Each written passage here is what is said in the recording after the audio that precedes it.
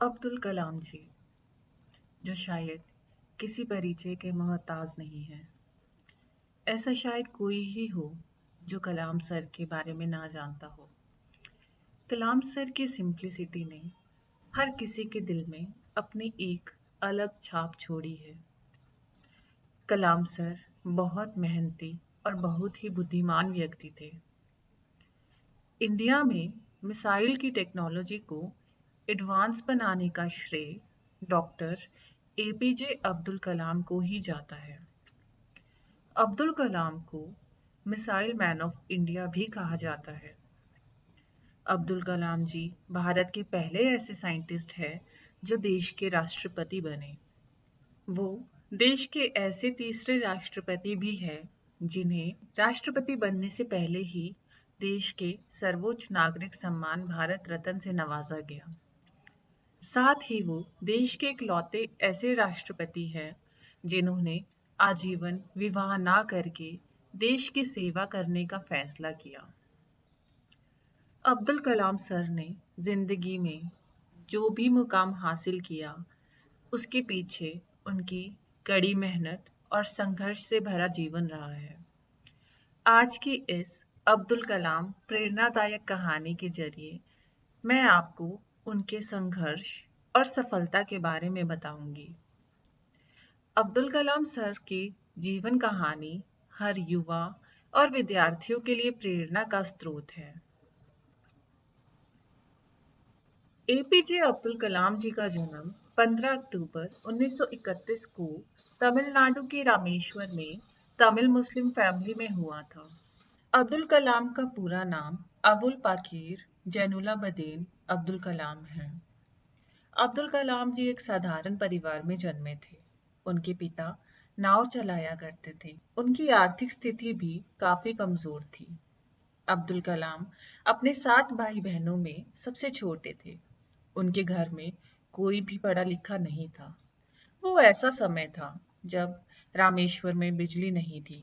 उस वक्त भी अब्दुल कलाम जी रात के 11 बजे तक मिट्टी के तेल से बना लैंप जलाकर अपनी पढ़ाई किया करते थे। अपने स्कूल के दिनों में अब्दुल कलाम जी अखबार बांटने का भी काम किया करते थे। अखबार बेचकर वो जो भी पैसे कमाते थे, उसे वो अपनी पढ़ाई और अपने पिता की मदद में लगा देते थे। अब्दुल कलाम जी पढ़ाई में बहुत ही तेज थे और उनके अंदर कुछ नया सीखने की बहुत चाहत थी।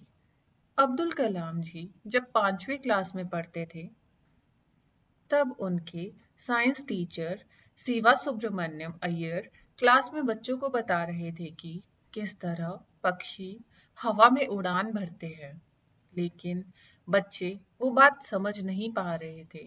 इसलिए उनके टीचर छुट्टी होने के बाद सभी बच्चों को समुद्र के किनारे उड़ते हुए पक्षी को दिखाने ले गए और बच्चों को पक्षियों के उड़ने का साइंस समझाया।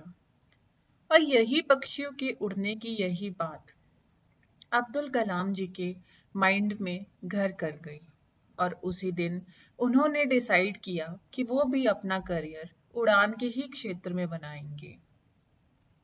अब्दुल कलाम जी ने अपनी स्कूल की पढ़ाई रामनाथपुरम श्वार्ट्ज मैट्रिकुलेशन स्कूल से पूरी करी और बाद में उन्होंने फिजिक्स में ग्रेजुएशन की डिग्री सेंट जोसेफ्स कॉलेज से ली। इसके बाद अब्दुल कलाम ने स्कॉलरशिप के जरिए मद्रास इंस्टीट्यूट ऑफ टेक्नोलॉजी से एरोनॉटिक इंजीनियरिंग का कोर्स पूरा किया। 1958 में अब्दुल कलाम डीआरडीओ में शामिल हो गए और उस दौरान उन्होंने सेना के लिए एक हेलीकॉप्टर का डिजाइन तैयार किया। डीआरडीओ में रोज के एक जैसे रूटीन वर्क से अब्दुल कलाम जी उब गए थे। 1962 में वे भारतीय अंतरिक्ष अनुसंधान संगठन से जुड़ गए।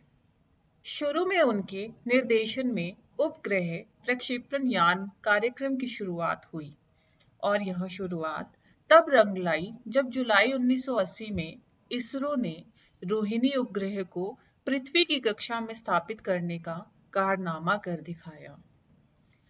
कलाम जी ने भारत को रक्षा के क्षेत्र में आत्मनिर्भर बनाने के लिए रक्षा मंत्री के तत्कालीन वैज्ञानिक सलाहकार डॉक्टर वीएस अरुणाचलम के मार्गदर्शन में integrated guided missile development programme की शुरुआत की। इस योजना के अंतर्गत भारत ने त्रिशूल, पृथ्वी, आकाश, नाग, अग्नि और ब्रह्मोस जैसी मिसाइलें विकसित की और इंडिया को विकसित देशों की कतार में लाकर खड़ा कर दिया। डॉक्टर कलाम ने जुलाई 1992 से लेकर दिसंबर 1999 तक रक्षा मंत्री के विज्ञान सलाहकार तथा डीआरडीओ के सचिव के रूप में भी अपनी सेवाएं प्रदान की। उन्होंने भारत को सुपर पावर बनाने के लिए 11 मई 1998 को सफल परमाणु परीक्षण किया।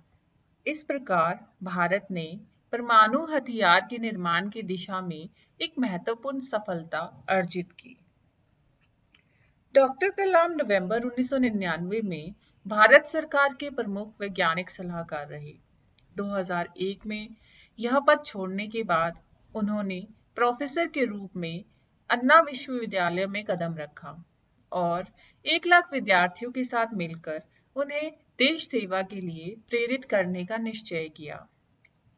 डॉक्टर कलाम 25 जुलाई 2022 को भारत के 11वें राष्ट्रपति के रूप में निर्वाचित हुए। वे 25 जुलाई 2007 तक इस पद पर बने रहे। इसके अलावा उन्होंने अनेक पुस्तकें लिखी हैं जो बेहद चर्चित रही है। डॉक्टर कलाम की योग्यता को दृष्टिगत रखते हुए सम्मान स्वरूप उन्हें 2 दर्जन से अधिक विश्वविद्यालयों ने अलग-अलग डॉक्टर ऑफ साइंस और पीएचडी की उपाधियां प्रदान की।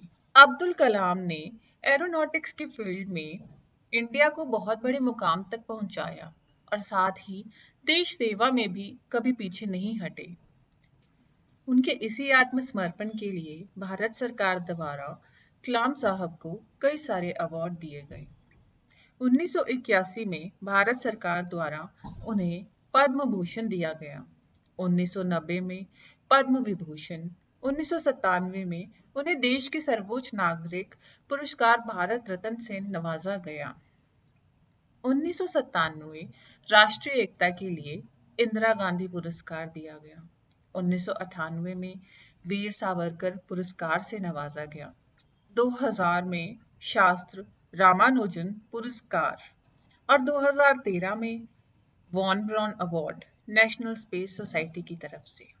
इस तरह अब्दुल कलाम सर ने विद्यार्थियों के लिए भी सफल होने की कई प्रकार की सीख हमें दी है, जैसे जिंदगी में अपना एम, गोल या सपना शुरू से बना ले और उसी के अनुसार कार्य बनाएं। पढ़ाई में पूरी मेहनत करें और हमेशा मन लगाकर पढ़ें, क्योंकि ज्ञान ही आपको आपकी मंजिल तक पहुंचा सकता है। इनोवेटिव बने और हमेशा कुछ नया सीखते रहे। पढ़ाई हमेशा अपने लक्ष्य के अनुसार करें ताकि कभी भी अपने लक्ष्य से भटके ना।